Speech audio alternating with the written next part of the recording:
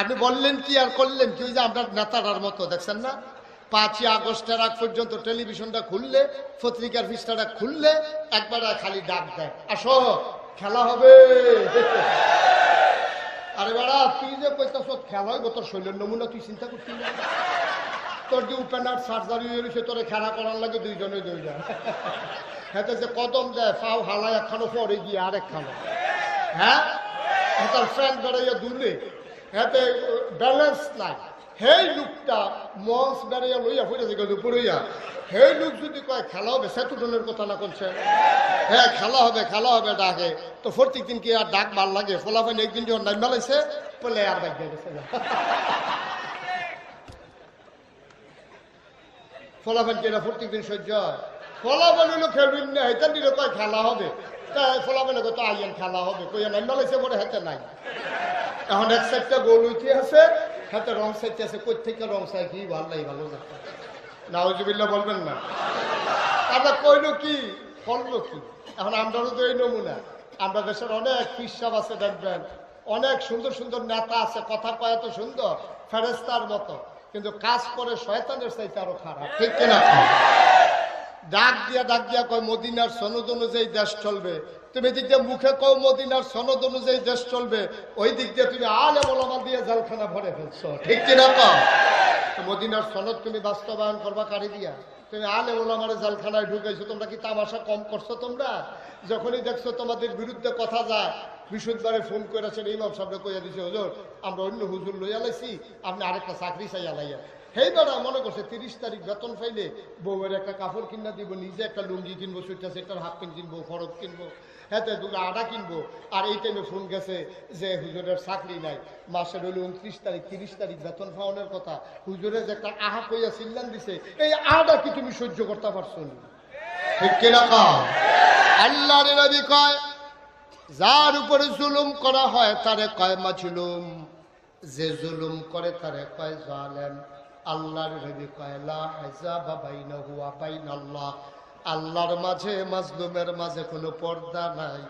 মাজলুম অর্থাৎ যার উপরে জুলুম করা হয়, ওই মানুষটা যখন আল্লাহ বলে একটা ডাক দেয়, চোখের পানিটা গাল বাইয়া জমিনে পড়তে দেরি, তার দোয়া কবুল হইতে দেরি হয় না, ঠিক কিনা? কত জুলুম তোমরা করেছ, ইমামের চাকরি তোমরা খেয়ে ফেলেছ, মঞ্চের ভিতরে আলেম ওয়াজ করতেছে কোরআনের তাফসীর, বিরুদ্ধে যখন কথা চলে যায় তোমরা মঞ্চ থেকে বেজ্জতি করে আলেম ওলামাকে নামিয়ে দিয়েছ, আলেমের সামনে থেকে মাইক কেড়ে নিয়েছ। তোমরা কম করো নাই। আমি বলেছি যা করেছো অনেক ভালো করেছো, মনে করিল না সবটাই তোমার দেশ। এই দেশ তোমার, এই দেশ আমার, এই দেশ আমাদের, ঠিক কিনা? এই দেশ আমাদের সবার। মন চাইলে বাধা দিবা, মন চাইলে ইমামতি রাখবা, মঞ্চ চাইলে মঞ্চ থেকে বেজ্জতি করে নেবে দেবা। মনে রাখবো, যেদিন গেছে একেবারেই গেছে। আর যদি বাধা আসে, বাধা আসবে তো লড়াই হবে সমানে সমান, ঠিক কিনা?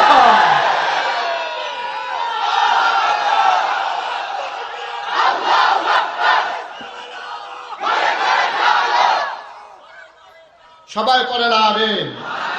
মনে হয় যেন তারার বাহার বাড়ি আমরা মামুর বাড়ি বেড়াইতে আমাইছি। আচ্ছা আজ তো মিলে, আমি তো মামুর বাড়ি বেড়াইতে নিয়ে আসছি, আজ একটা মিলে আর কি, সব সময় না। মনে যেন তারার বাহার বাড়ি আর আমরা মামুর বাড়ি, তারা যা মন চায় তা করবে, আর আমরা এই দেশে ভাই আইছি না। এই আলেম ওলামাগুলা এই দেশে জন্ম হয় নাই।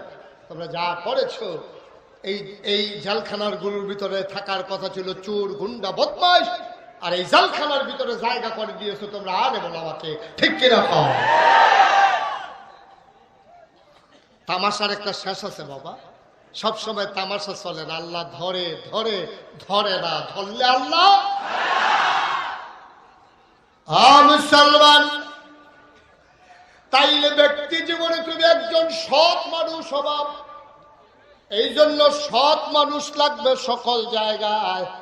তোমার ঘরে যেমন সৎ মানুষ দরকার, সমাজে সৎ মানুষ দরকার, মেম্বারিতে ওয়ার্ডে সৎ মানুষ দরকার, আর ইউনিয়নে সৎ মানুষ দরকার।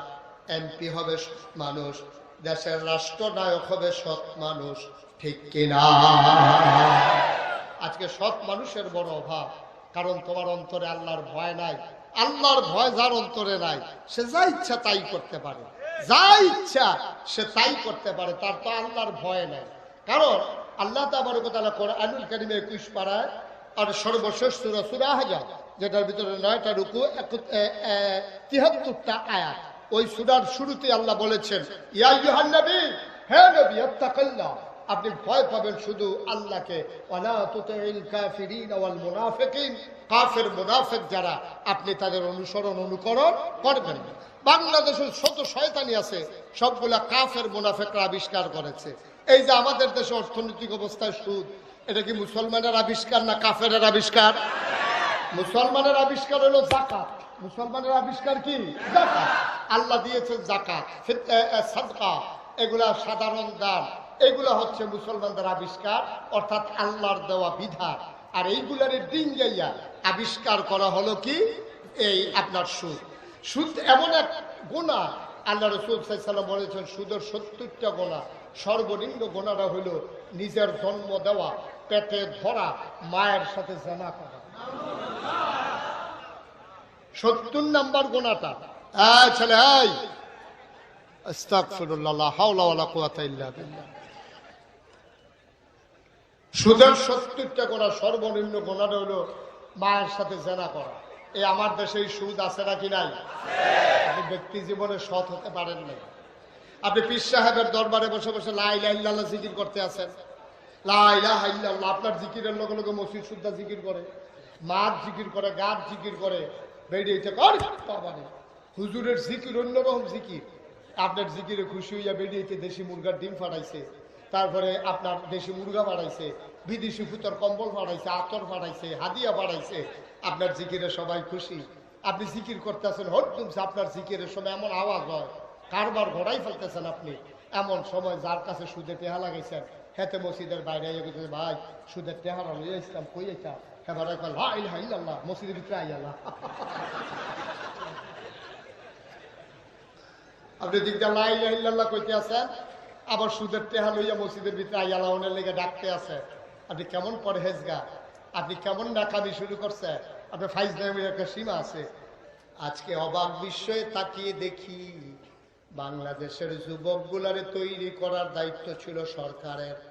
আজকে সরকার আমার যুবকগুলারে পরিকল্পিতভাবে আজকে ধ্বংস করে দিয়েছে, ঠিক কিনা? পরিকল্পিতভাবে নেশার সামগ্রী একবার সহজ করে দিয়েছে। হাত বাড়াইলে নেশার জিনিস পাওয়া যায়, ফেন্সিডিল, ইয়াব্বা, আঞ্জা দিয়া গাঞ্জা খায় আমরা ফলাফল, ঠিক কিনা? কও, যা মন চায় তাই করে, যা মন চায়। এই যুবকদের সামনে নেশার সামগ্রীগুলো তুলে ধরা হয়েছে। ভাই আপনি খেয়াল করে দেখেছেন, এই যুবকগুলারে গড়ে তুলবেন আপনি, আর আপনি এগুলো ডেস্ট্রয় করে দিচ্ছেন, ধ্বংস করে দিচ্ছেন। লেখাপড়া তো ঝেটিয়ে পিটিয়ে আপনাদের এলাকার উনিও তো যেই কারবার করে দিছে, লেখাপড়ারে বেড়াত লাগাই দিছে। সাদ্দর বিছানি শিহায়, সাদ্দর কেমনে টান টান করে বিছান যায় এইটা শিহায়, আলুর ভর্তা কেমনে বানায় শিহায়, ঘর ঝাড়ু দেয় কেমনে এটা শিখায়। মনে হয় যেন আমরা বেরিয়েতে আগে ঘর ঝাড়ু ছাড়া হত্যা রয়েছে, সাদ্দর তো বিছাইতে পারছো না, সাদ্দর থুবাইয়া এটারে বালিশ বানাইয়া হত্যা আসছিল আগের তারা। সাদ্দর বিছানো শিখায়, তারপরে আলুর ভর্তা বানানো শিখায়, তারপরে আপনার কিভাবে রান্না বান্না করা লাগবে এইসব শিখায়। অথচ মনুষ্যত্বের বিকাশ ঘটানোর জন্য, আল্লাহর ভয়ন্তরে তৈরি করার জন্য সব ডেস্ট্রয় হয়ে গেছে, ধ্বংস হয়ে গেছে। মাদ্রাসা শিক্ষার করে গজব করে দিচ্ছে। মাদ্রাসা শিক্ষা কিচ্ছু নাই, কিচ্ছু ছিল না মাদ্রাসা শিক্ষায়, সব কিছুকে ধ্বংস করে দেওয়া হয়েছে। ছেলে মেয়েদেরকে কিভাবে অবাধে বিচরণ করা যায়, কিভাবে তাদের বেহায়াপনা আরো বাড়ানো যায়, লজ্জা শরম কেমনে ভেঙে দেওয়া যায়, এগুলো পরিকল্পিতভাবে শেষ করে দেওয়া হয়েছে।